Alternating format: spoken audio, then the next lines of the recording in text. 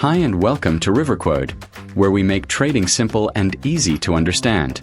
Today, we'll show you how to start trading as a beginner, step by step. The first step in trading is understanding the goal. Trading isn't about getting rich overnight, it's about learning how markets work and building your knowledge over time. Think of it like learning a new skill. You start with the basics, practice safely, and improve gradually.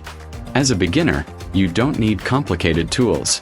Start with a trading broker, a charting tool, and a demo account. These allow you to explore markets without risking real money, so you can focus on learning first, trading later. What a trade is, how markets move, and the importance of risk management. Beginners should focus on learning, not profits. Keep your expectations realistic and treat this as an educational journey.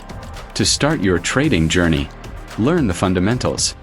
Practice with a demo account. Study charts, patterns, and trading psychology. Remember, education is your most important tool. The more you know, the better decisions you can make when you start trading.